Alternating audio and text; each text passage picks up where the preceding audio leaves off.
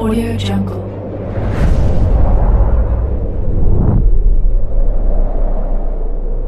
Yo, balik lagi bersama Mimin di Manhwa TV. Kali ini kita akan lanjutkan pembahasan dari cerita Contracted Al-Ancient Divine Weapon. Sebelum lanjut, Mimin ucapkan terima kasih kepada Ubay yang telah mentraktir Mimin di Saweria. Semoga rezekinya semakin lancar, amin. Ubay nanya, nonton komiknya di mana? Mungkin maksudnya adalah membacanya ya. Mimin bacanya di website. Mimin biasa ketik judul asli terus tambah chapter berapa yang diinginkan. Jadi nggak ribet karena beda-beda kadang yang garap komiknya. Terus Mimin infokan kembali bagi teman-teman yang ingin menonton video terbaru lebih cepat, silahkan bergabung menjadi member di channel ini dengan biaya 5k per bulannya. Jika tidak, teman-teman bisa bersabar dulu selama 2-3 hari untuk menonton video terbarunya. Tanpa berlama-lama, yuk kita masuk ke disclaimer dulu.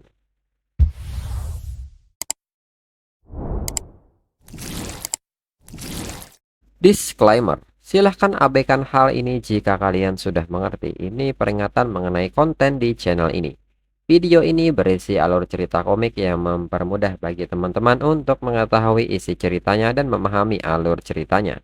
Jika ada kesamaan tokoh, tempat, maupun isu yang sedang hangat itu benar-benar tidak disengaja. Dan peringatan bagi teman-teman untuk tidak mencontoh atau meniru perkataan maupun perbuatan yang tidak baik yang ada di video ini. Karena cerita ini hanyalah fiktif belaka. Jika mengerti, yuk kita masuk ke ceritanya. Cerita berlanjut. Lalu Xiaoya meminta kepada rekannya yang disebut dengan nama Jiang Tua untuk membahas hal ini. Bisakah Jiang Tua membiarkan pasukan mereka memiliki master muda yang mulia ini terlebih dahulu? Jiang Tua pun menyebut itu tidak mungkin. Sama sekali tidak boleh. Mereka sepakat bahwa Xiaoya akan memilih dulu. Bagaimana Xiaoya bisa kembali dengan kata-katanya? Xiaoya pun hanya bisa menghela napasnya dan mengerti hal ini. Lalu Xiaoya pun meminta Hanzan untuk mengikutinya untuk bertemu dengan anggota tim lainnya. Hanzan pun mengerti dan akan mengikuti Xiaoya. Lalu Xiaoya pun bertanya siapakah nama Hanzan. Hanzan pun menyebutkan namanya serta mengatakan bahwa dirinya adalah spirit kontrak tingkat ketiga. Xiaoya pun juga memperkenalkan dirinya. Dirinya adalah spirit kontrak tingkat keempat dan juga kapten pasukan Hanzan saat ini. Sesuai aturan, Hanzan akan dimasukkan ke dalam tim mereka. Dan ini adalah rekan satu tim Hanzan. Ada Cai Sifang dan Si Xiaoqian. Lalu Cai Sifang pun mulai mengeluh karena misi ini menahannya sepenuhnya. Dan di saat Cai Sifang ingin memasang mantelnya, mantel itu malah tersangkut. Cai Sifang pun segera meminta Hanzan untuk datang dan membantunya memasang mantelnya. Hanzan pun tanpa berpikir panjang segera membantu Cai Sifang untuk memasang mantelnya. Setelahnya, Cai Sifang pun berterima kasih. Hanzan pun menyebut itu tidak masalah dan tidak perlu bersikap sopan kepada dirinya. Lalu Cai Sifang pun bertanya apakah Hanzan adalah anggota tim baru mereka. Mengapa hanya ada satu orang? Apakah dia mungkin membawa spirit kontrak dalam bentuk yang terwujud? Hanzan pun kembali memperkenalkan namanya dan ini pertama kalinya dirinya bertemu dengan semua orang. Jadi dirinya membawa hadiah kecil untuk semua orang.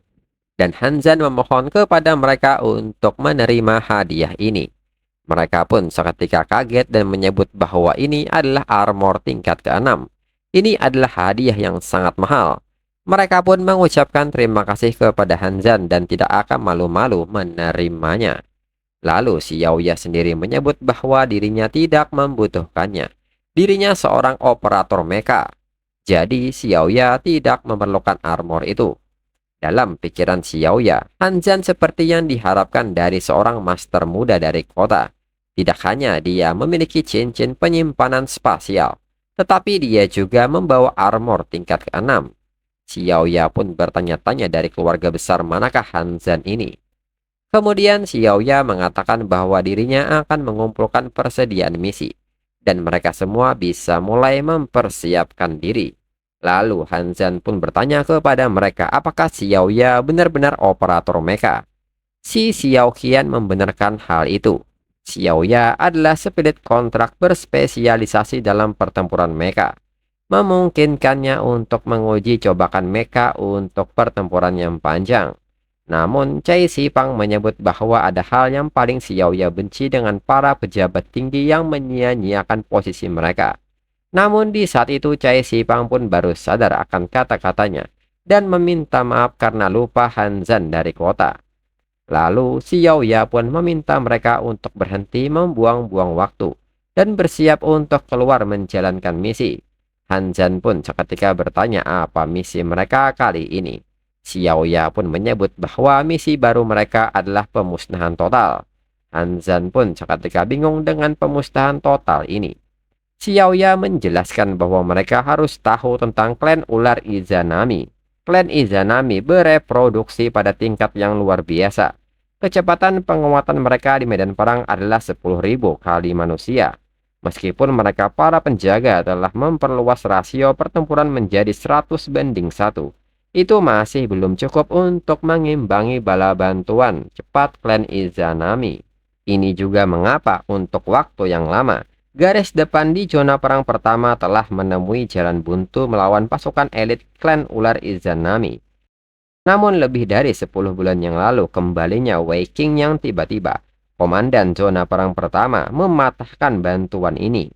Wei King memimpin serangan ini sendirian, menghancurkan penghalang kuno dengan tinjunya dan memotong jalur pasukan penguatan klan Izanami, meningkatkan rasio kerusakan pertempuran menjadi 100.000:1 yang menakutkan. Wei King menangkap klan Izanami yang lengah, tetapi segera 4 kaisar ular tingkat 8 menjeratnya. Kedua belah pihak berjuang keras, meninggalkan medan perang dan melanjutkan pertempuran mereka di tempat lain. Arahan misi terbaru yang dikeluarkan zona perang kedua adalah menggunakan kemampuan ramalan spirit roh. Mereka menemukan lusinan sarang ular. Tim terdekat dengan setiap wilayah dengan mobilitas tertinggi ditugaskan untuk menghancurkan sarang ular. Lalu Xiao Ya pun memberitahu mereka bahwa waktunya hampir habis dan mengajak mereka untuk segera berangkat. Setelahnya, mereka pun kini bergerak dan jauh dari luar benteng. Xiao Ya telah menggunakan perlengkapan mecha dan meminta mereka untuk waspada. Mereka mendekati target. Lalu Hanzan yang memperhatikan sekitar pun menyebut bahwa sepertinya mereka sudah tiba. Lalu mereka pun melihat sebuah benda yang membentang panjang di atas pohon. Mereka pun bertanya-tanya apakah itu. Xiao Ya pun menyebut bahwa ini adalah ganti kulit ular. Setiap kali klan ular Izanami menyelesaikan kemajuan tingkat, mereka mengganti kulitnya. Hanzan pun menyebut ini buruk. Ular yang licik Izanami telah menyembunyikan telur mereka di dalam kulit yang telah mereka tinggalkan. Lalu Xiao Ya menyebut bahwa kulit ular ini panjangnya sekitar 6,3 ribu meter dengan miliaran telur ular melekat padanya. Ini pasti sarang target ular. Namun di saat itu tiba-tiba telur-telur ular pun menunjukkan pergerakan. Mereka pun bertanya-tanya suara apakah itu, dan ternyata itu adalah suara telur ular yang menetas dengan jumlah yang banyak. Suara ini pun membuat telinga mereka sakit. Dan Xiao Ya yang berada di barisan terdepan terlempar bersama dengan mekanya akibat gelombang suara ini. Hanzan pun dengan respon cepatnya segera bertindak dan melompat untuk meraih Xiao Ya. Xiao Ya yang melihat Hanzan memintanya untuk pergi menyelesaikan misi dan tidak perlu menyelamatkan dirinya. Namun Hanzan tidak menghiraukan peringatan ini hingga berhasil meraih tubuh mecha Xiao Ya dan kemudian melemparnya sekuat tenaga kembali ke atas, hingga Xiao Ya kembali berhasil sampai ke daratan. Cai Shifang dan Si Xiaoqian pun hanya bisa meneriakkan nama Hanzan. Xiao Ya pun bertanya-tanya bagaimana ini mungkin. Bagaimana Hanzan bisa memiliki kekuatan yang sangat besar. Si Xiaoqian pun menyebut bahwa tebing ini sangat tinggi. Hanzan pasti telah jatuh ke bawah dan mati. Xiao Ya pun merasa bersalah dengan hal ini dan meminta maaf karena dirinya Hanzan menjadi seperti ini. Namun nyatanya Hanzan berhasil bertahan dan memanjat naik ke atas tebing, serta mengatakan bahwa dirinya tidak mati, dan meminta mereka untuk segera menariknya ke atas. Si Xiaoqian dan Cai Shifang pun sangat senang melihat Hanzan dan segera membantu Hanzan untuk naik. Mereka pun menyebut Han Zan menakjubkan karena berhasil bertahan. Han Zan telah membuat mereka ketakutan karena mati sebelumnya. Xiao Ya pun seketika marah dan menyebut Han Zan bodoh. Apakah itu layak dikorbankan untuk dirinya? Selain itu, misi utama mereka adalah menghilangkan sarang ular. Han Zan harus fokus untuk menyelesaikan misi alih-alih membuang-buang waktu untuk dirinya. Han Zan pun tersenyum dan mengerti arahan Xiao Ya. Dan tak berselang lama, suara desis ular pun mulai terdengar. Han Zan pun menyebut bahwa ini situasi yang tidak bagus. Ini adalah ular muda dari klan Izanami, dan kini jumlah mereka bertambah banyak karena banyaknya telur yang menetas. Xiao Ya pun meminta semua orang untuk berhati-hati. Si Xiao Qiang pun sangat kaget melihat banyaknya ular muda di sini. Dan Cai Shifang dengan ekspresi cemasnya bertanya-tanya apakah mereka akan mati di sini. Di saat ular muda itu mulai menyerang, Xiao Ya meminta mereka semua untuk pergi, dan dirinya akan menahan mereka di sini. Namun Cai Shifang menyebut mereka terlalu banyak sehingga tidak ada jalan buat mereka kabur. Namun di saat itu Han Zan mengaktifkan skill dari cincinnya, dan seketika sebuah lingkaran pelindung pun kini menutupi mereka bersama dengan ular-ular itu. Di saat yang sama, para ular pun berhenti bergerak, dan ini mengagetkan Xiao Ya karena melihat mereka tiba-tiba berhenti. Mereka pun bertanya-tanya apa yang sedang terjadi. Para ular ini tampaknya membungkuk. Han Zan pun bertanya kepada Xiao Ya mengapa hanya berdiam diri, dan segera meminta Xiao Ya untuk membakar mereka. Xiao Ya pun mengerti dan seketika melepaskan senjata apinya dan membakar mereka. Hingga ini memicu kobaran api yang cukup besar. Si Xiao Qiang pun bertanya-tanya apa yang baru saja Han Zan lakukan. Han Zan pun menyebut bahwa dirinya hanya menggunakan senjatanya untuk mengintimidasi mereka semua. Cai Shifang pun menyebut ini luar biasa. Sedangkan Xiao Ya pun mengatakan bahwa ini sudah berakhir. Xiao Ya pun seketika bertanya siapa sebenarnya Han Zan. Han Zan tidak seperti putra-putra pejabat lainnya. Han Zan pun mengatakan bahwa seperti yang Xiao Ya lihat, dirinya bukan ahli tersembunyi. Dirinya benar-benar hanya seorang spirit kontrak tingkat ketiga. Xiao Ya pun menyebut bahwa tak ada seorang pun yang percaya hal itu. Lalu tiba-tiba sistem peringatan pun berbunyi dan ini mengagetkan Xiao Ya. Han Zan seketika bertanya apakah ada yang salah. Xiao Ya mengatakan bahwa misi untuk memberantas sarang ular belum berjalan dengan baik, termasuk tim mereka. Kurang dari 10 tim yang berhasil menyelesaikannya. Cai Shifang pun menyebut bahwa mereka beruntung ada Han Zan. Jika tidak, mereka juga akan gagal. Xiao Ya juga mengatakan bahwa klan ular Izanami tahu bahwa bala bantuan sudah ditandai pada peta operasi. Bagi mereka yang ular baru yang baru menetas dan berhasil bergabung dengan medan perang memiliki beberapa jalur utama yang harus diambil. Xiao Ya pun menyebut bahwa Han Zan memiliki kemampuan luar biasa untuk menarik perhatian ular kepadanya tanpa adanya batasan jumlah. Jika mereka menjaga jalan itu, mereka bisa memusnahkannya terlebih dahulu. Xiao Ya pun bertanya mengenai pendapat Han Zan mengenai hal ini. Han Zan sendiri pun tidak yakin apakah mereka akan memusnahkan semuanya jika mereka tidak bisa berlari sekarang. Mereka pasti akan memusnahkan diri mereka sendiri. Dan nyatanya saat ini di depan mereka telah hadir ular Izanami tingkat kelima yang merupakan penjaga dari sarang ular. Mereka pun seketika terkejut melihat penjaga sarang ular dan ukurannya sangat besar. Han Zan pun seketika bertanya mengapa mereka berdiri di sana saja dan meminta mereka untuk segera lari. Si Xiao Qiang dan Cai Shifang pun seketika berlari dengan kencang karena mereka sadar mereka tidak akan bisa mengalahkannya. Xiao Ya pun meminta mereka semua untuk lari lebih dulu. Dirinya akan melindungi mereka dari belakang. Dan roket pun kini mulai dilepaskan. Namun Han Zan pun seketika khawatir dengan Xiao Ya. Dan benar saja ular penjaga dengan cepat menghancurkan robot mecha milik Xiao Ya.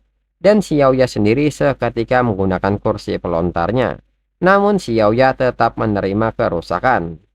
Di saat mereka mengkhawatirkan Xiao Ya, ular penjaga pun seketika menyerang ke arah si Xiao Qiang dan Cai Shifang. Namun nyatanya serangan ini terhalang oleh sebuah pelindung. Mereka pun sadar bahwa pelindung ini berasal dari armor tingkat ke-6 yang diberikan oleh Han Zan. Mereka pun berterima kasih karena ini mereka selamat. Namun mereka terlena karena pelindung ini dan ular penjaga pun seketika melepaskan racunnya. Racun ini pun seketika menembus pelindung mereka hingga mengenai mereka secara langsung dan membuat tubuh mereka seketika meleleh. Dan yang tersisa dari mereka hanyalah sebuah teriakan. Hanzan pun tidak menyangka mereka mati dengan cepat. Dan saat ini ular penjaga pun mengarah kepada Hanzan. Hanzan pun sangat marah dengan hal ini dan seketika membuka kunci kemampuan. Hanzan pun seketika menghindari serangan ular penjaga dan saat di udara, Hanzan pun menggunakan skill Dragon Soar Maneuver hingga sebuah angin topan pun dilepaskan. Penjaga ular pun tidak tinggal diam melihat hal ini dan seketika melepaskan sebuah tombak hingga tombak ini membentur angin topan Hanzan. Benturan ini pun membuat Hanzan terdorong dan seketika jatuh ke jurang. Hanzan pun merasa sangat kesal dengan hal ini. Penjaga tingkat kelima terlalu kuat, dirinya tidak bisa menghadapinya secara langsung. Namun kembali ular penjaga menghampiri Hanzan dan bersiap menyerangnya. Namun di saat itu tiba-tiba sebuah serangan dari atas datang mengenai kepala ular penjaga. Dan ternyata itu adalah sebuah pedang besar. Hanzan pun seketika kaget melihatnya. Bersamaan dengan itu seorang wanita pun datang dan mengambil pedang tersebut. Hanzan pun seketika mengucapkan terima kasih kepada seniornya karena telah menyelamatkannya. Wanita ini pun tersenyum dan diketahui identitas sementaranya yaitu Gong Yangjin. Gong Yangjin pun menyebut Hanzan adalah laki-laki yang tampan dan Hanzan adalah tipenya. Tapi dirinya bukanlah senior Hanzan yang dari negara Xia. Dirinya dari kota Extreme Evil dan dikenal juga sebagai tanah pengasingan yang sering mereka sebutkan. Hanzan pun mengetahui hal ini. Tanah pengasingan adalah kota kejahatan ekstrim. Sebagian besar terdiri dari orang buangan. Mereka dikirim ke sana karena mereka tidak diterima oleh negara manapun. Dan membentuk kamp konsentrasi besar-besaran. Yang juga dikenal sebagai distrik bawah. Selain itu, kejahatan mereka terletak pada akting atas keinginan mereka tanpa memperhatikan kehidupan orang lain. Mencapai apapun yang mereka inginkan dengan cara apapun yang diperlukan. Hanzan juga nampak kaget saat melihat status milik Gong Yangjin dan bertanya-tanya apakah ini serius. Gong Yangjin merupakan SSS level Spirit Contract tingkat 8 dengan perubahan menjadi Destruction Great Blade dan karakteristiknya adalah Valkyrie. Kemudian Gong Yangjin pun mendekat kepada Hanzan dan bertanya apa nama lagu yang baru saja Hanzan mainkan. Dirinya dapat merasakan setiap sel di tubuhnya diperkuat bahkan memberinya perasaan bahwa dirinya bisa meninju kaisar ular sampai mati dengan satu pukulan. Dengan ini Gong Yangjin mempunyai niat untuk membawa Hanzan kembali dengan dirinya untuk menjadi dukungan tempur eksklusifnya. Dan chapter berakhir.